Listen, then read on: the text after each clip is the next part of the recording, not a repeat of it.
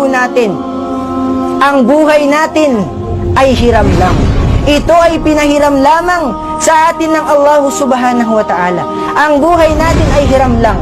Ibig sabihin, anong oras man ito gustong bawiin ng may-ari, wala tayong magagawa. Kung kaya't habang nandyan pa yung biyayang ibinigay sa iyo ng Allah, ang iyong buhay, samantalahin mo yan sa paggawa ng ibadah.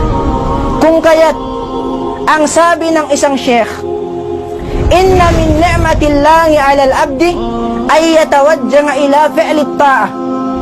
Lianna an-nafsa illam tashtagilha bit-ta'ah shaghalatka bil ma'siyah. Inna an-nafsa la'ammaratun bis-su'. Ayon sa pinakamalapit nitong kahulugan, sabi ng isang sheikh, katotohanan, isa sa mga maituturing mong biyaya ng Allah sa kanyang alipin ay ang humarap ito, mapunta ito sa paggawa ng ibada o ta'ah. Lianna an-nafsa illam tashtagilha bit-ta'ah shaghalatka bil ma'siyah. Sapagkat katotohanan, ang ating mga sarili, kapag hindi mo siya ginawang abala sa paggawa ng ta'ah, sa pagsunod sa kautusan ng Allah, shaghalatka bil ma'siyah, gagawin at gagawin kanyang abala sa paggawa ng ma'siyah. Inna an-nafsa la'ammaratun bis-su'.